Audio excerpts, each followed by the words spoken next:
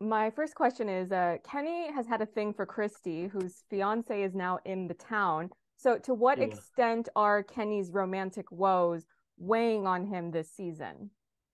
Mm. Oh, that's a good question. Um, it's layered, right? I mean, it's extremely layered because obviously on top of that, he's also, it's been weeks since his father was brutally murdered, so he's obviously still grieving that. But I do think that like our everyday lives, we carry this grief and we carry this like emotional burden on our shoulders, but we don't necessarily let it um, take over the entirety of our lives. And I think that's kind of where it's at with his kind of heartbreak cute boy moment because obviously he's devastated, but at the same time, I think he just keeps trucking along. It's something that's obviously ever present in the back of his mind, but I think he tries to be the bigger person, whatever that might look like for him, and not let it like because otherwise he'd just be crying every episode, uh, and that's not very fun. Yeah, N- Now, I love Kenny's mother, and she's a character that I will happily accept an unrealistic level of plot armor for if it means that yeah. she stays safe and unharmed. So, how do you feel she influences the way you understand and portray Kenny as a character? I think that I think that I'd always imagined that. So prior to his dad developing dementia, I always felt like, uh, obviously, in a traditional Asian household, they're kind of both the stick. There isn't really a carrot and a stick, but I do think that Kenny's inspired by his mom's willingness to help people and her willingness to take care of people, and I think that that's where he actually derives a lot of that from. And so I think she looks towards her as an example for how giving and how like relentlessly providing she is. And I think that's the general relationship that they have. I think that with him and his dad, for example, he was lacking a little bit of that direct father figure, and so he looks towards his mom for like, yeah, her cues and caretaking and love. Being that you play a character who is a deputy sheriff, you're shown to be handling guns. So I was wondering if you had any prior experience handling guns in an acting capacity, and if you could share a little bit about the safety protocols used on set when handling them.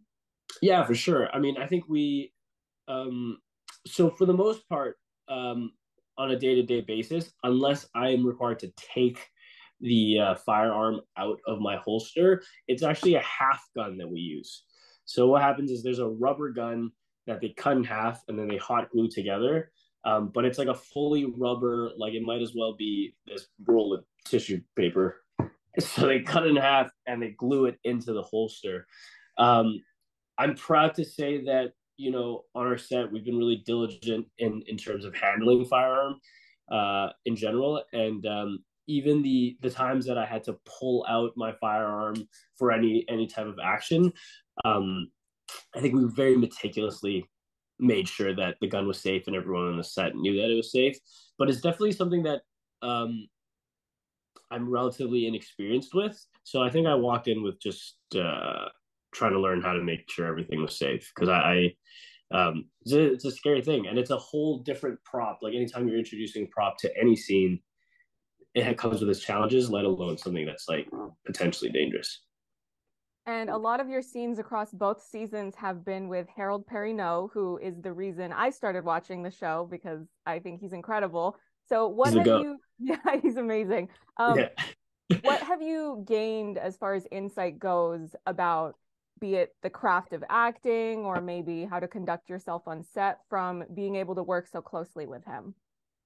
um, you know, I'm very lucky and fortunate to say now that Harold and I are very. I feel like we're very close friends, and I've said this before, but early on in the work, I kind of decided that like Kenny, looking up to Boyd as a father figure, as a surrogate father, he actually takes a lot of his cues, his mannerisms, and his behaviors from Boyd. So like sometimes you'll notice even the cadence of what he's speaking. It's almost it's not mimicking Boyd, but he's like trying to learn to be a man with Boyd. And in that exact same vein, I, as Ricky he look up to Harold so much.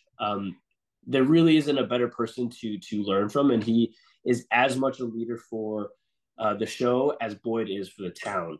I think I did like an AMA on Reddit at one point, and they were asking about working with Harold, and I think at some point during the season, I said to Harold, I'm like, like working on the scene with you kind of feels like I'm like rolling with a black belt.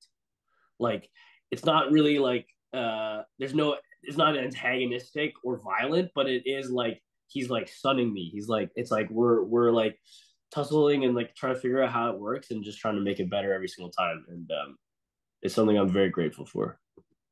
And then really quickly, just one final question. What can you tease about the back half of the season? Because I've only seen as far as episode 6. So there's a lot I've seen, Ooh. but a lot I have not seen. Yeah. Episode 6 is pretty crazy though, right? Yes, it Episode really six is. is very good. And it does get better. I think that I can't say too much, but you're obviously going to be left with some questions, but you are also actually going to take away a few answers, and it starts to get pretty fucking crazy. Love that.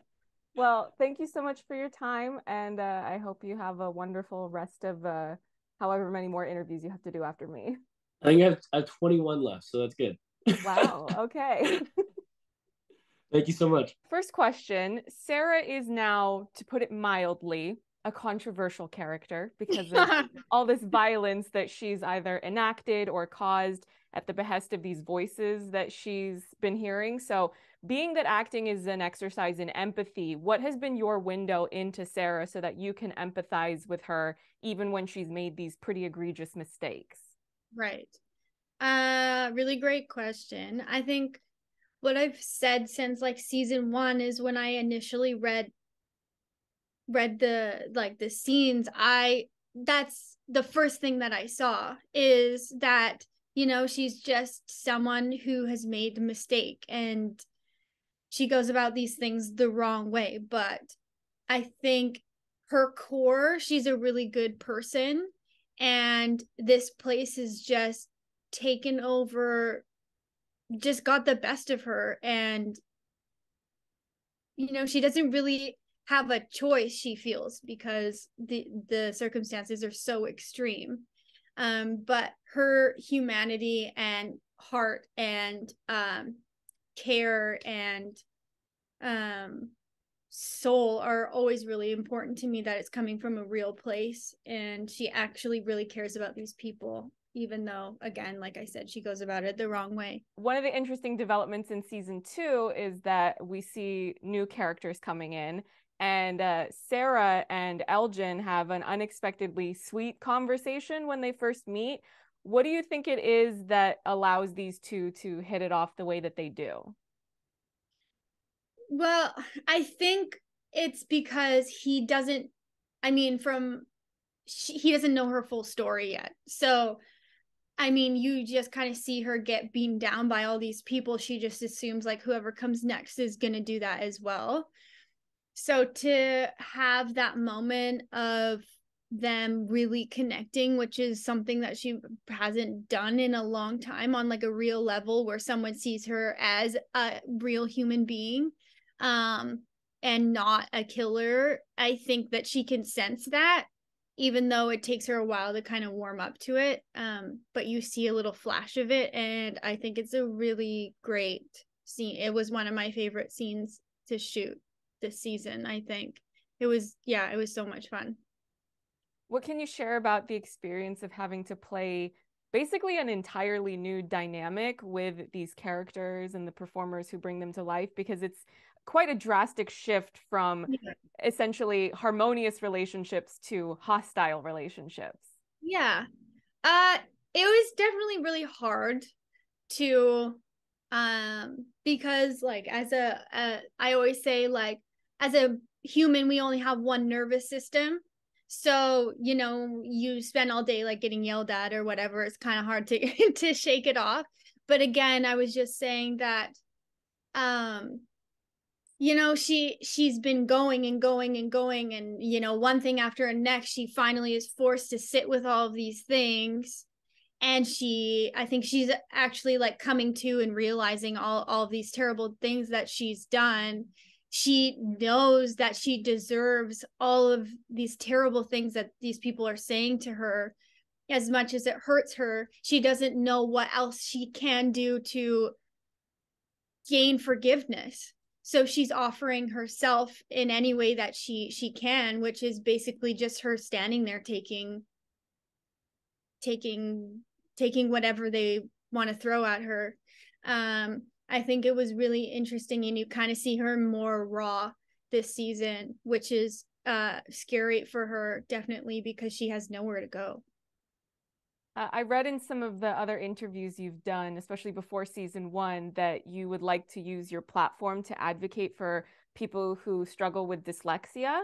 So I was wondering if you would mind sharing a bit about maybe tips or how you navigate learning your lines, especially if lines are being rewritten, if you're getting new pages, maybe for other aspiring talent who are going to be navigating that same thing with a similar condition. Yeah, I think the first thing that I would say is, just because, you know, you feel like it was always a struggle for me in school, and I felt like I wasn't going to succeed, but just because you don't succeed in one thing doesn't mean you can't in another. So don't beat yourself up, and you're going to find something that you're good at, and do it your own way, which I think is really important. But also, um I think like learning lines, it's different for everybody, but to to visualize is kind of makes it easier for me. But I think I would just say, like, yeah, don't give up and find the way that works for you, because just because it's different for someone doesn't mean that it's the wrong way. Well, thank you so much for your time, Avery. You know, it's really interesting getting to hear from you about a really challenging character, and have a nice rest of however many interviews you have to do now. Thank you so much. It was nice to meet you.